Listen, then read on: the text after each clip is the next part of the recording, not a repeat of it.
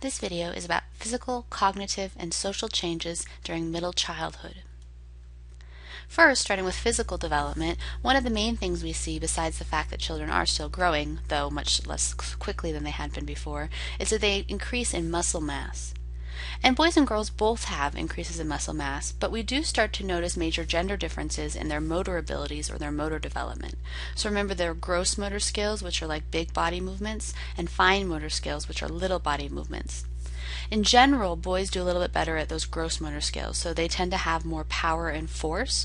They throw balls more efficiently, for example, and they have better skills, things like dribbling. Girls, on the other hand, show more agility and are better at fine motor skills. This is one of the reasons why girls tend to have better penmanship than boys do.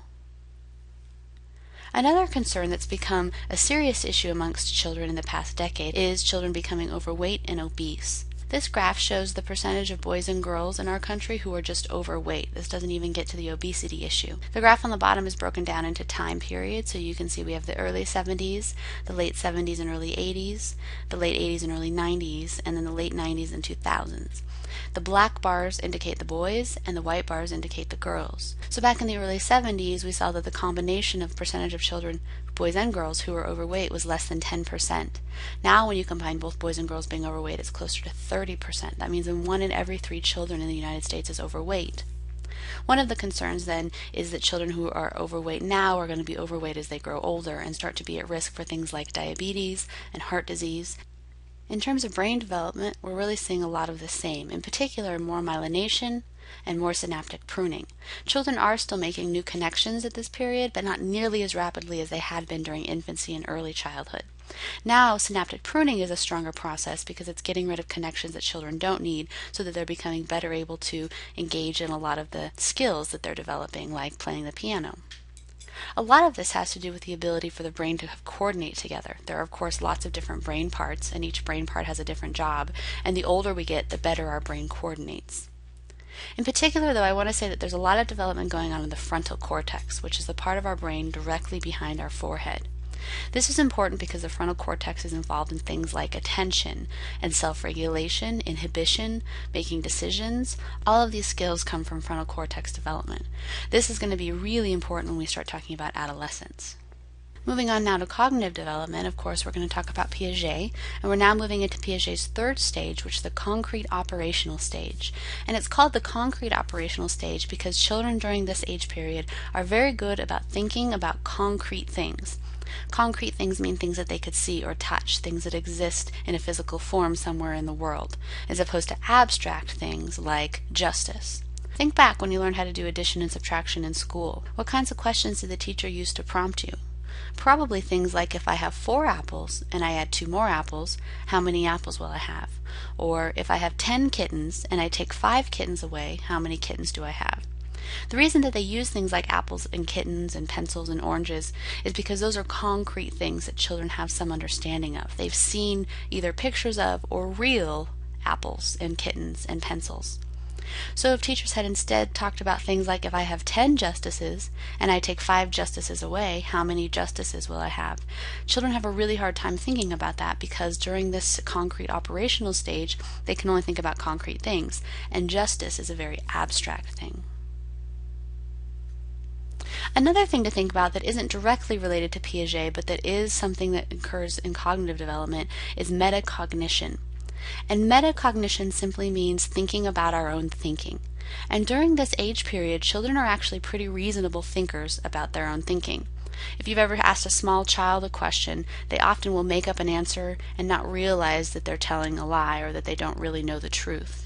And then if we jump ahead to teenagers, we all know that teenagers often think that they know more than they do.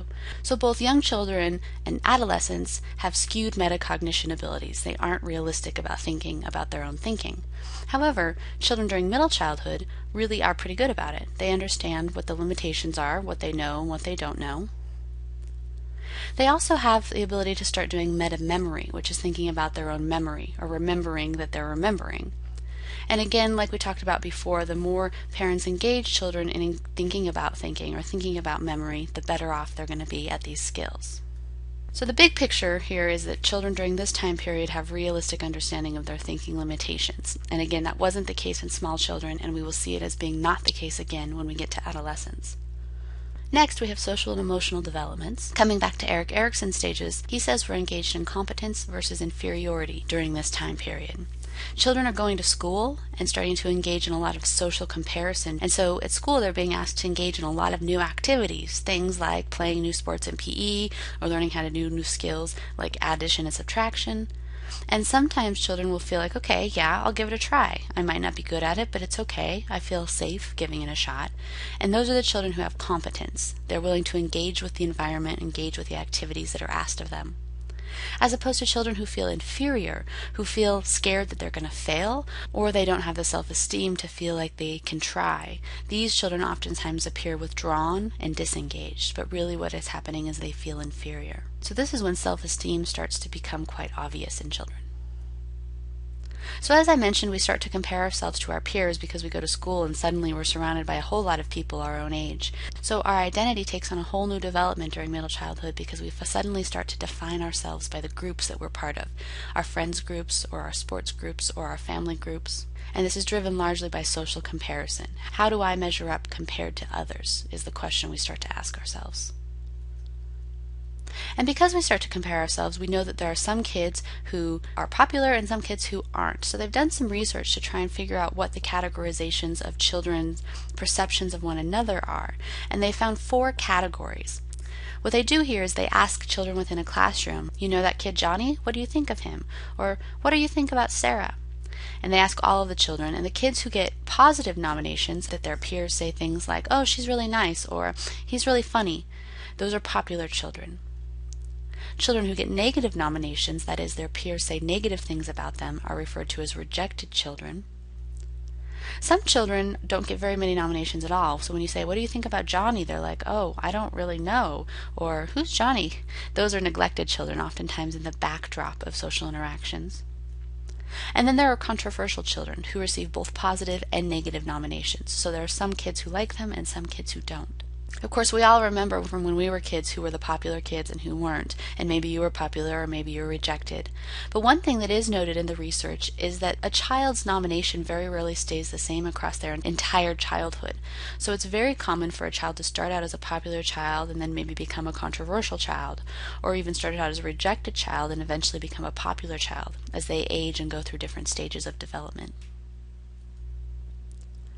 One major concern for children and for their parents once these peer interactions start happening is bullying. And bullying, of course, is when you have repeated systematic attacks on one child by one or a group of other children.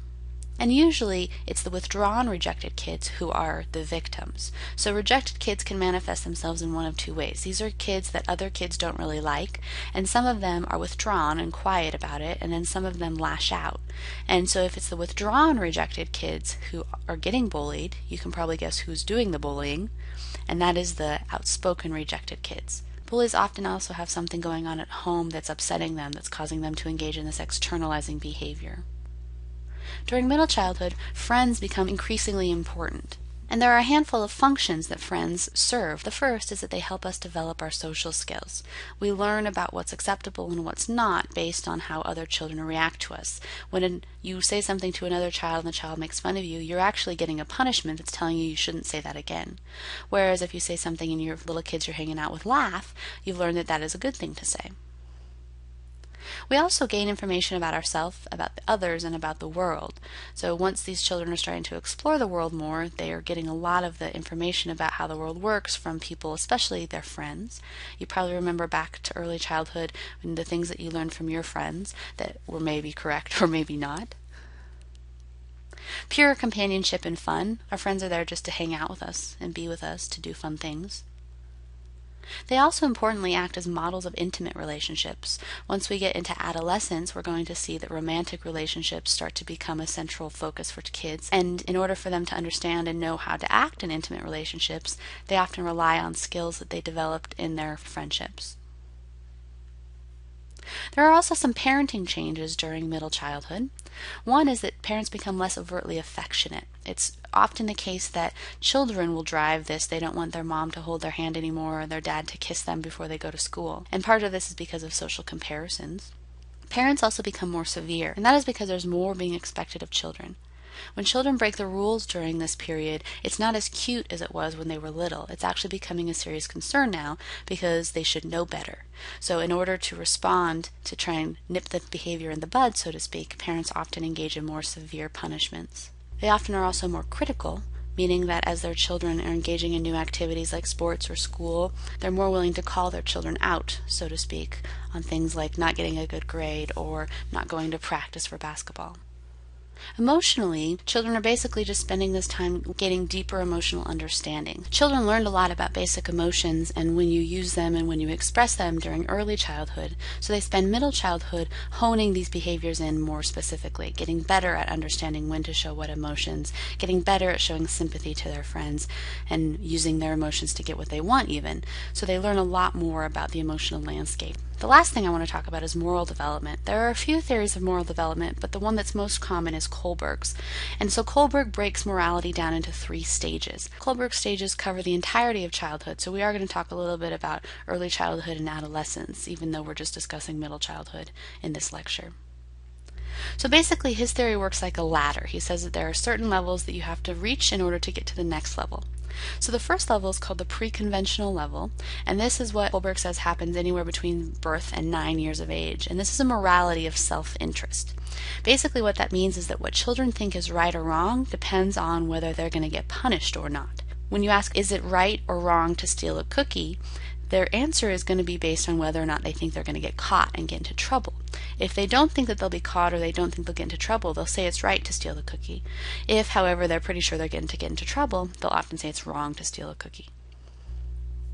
The next level is the conventional level from about 9 to 20, so you can see that we're actually going all the way through adolescence and into adulthood here. And this is the morality of laws and social rules. During this period, our understanding of what's right or wrong is often based on what society or our religion or our parents say is right or wrong. So people who are in the conventional level will say that it's not right to speed because it's against the law. In the post-conventional level, though, things are much more abstract and gray. So we have the morality of abstract principles, which really boils down to this idea that you have an internal locus of morality, meaning that internally you decide what is right or wrong, regardless of society's rules or your religion's rules or your parents' rules, or whether you're going to get into trouble or not. In order to determine which level of morality a person is in, they would ask you an ambiguous situation. So, for example, you've probably heard the one about if a man's wife is dying of cancer and he can't afford the medication, should he steal it? And depending how a person answers is going to put them into one of these 3 levels. So people who are in the pre-conventional level, mostly small children, will say no, he shouldn't steal the medicine because he could get caught and he'll get into trouble, and that's why they think it's wrong. A person in the conventional level will also say no, he shouldn't steal the medicine, that's wrong, because it's against the law to steal. Somebody that's in post-conventional morality, however, will probably say yes, he should, because they have a sense that the value of life is greater than any punishment that could come from stealing. So this is an internal decision about what's right or wrong, not dictated by things like society's laws.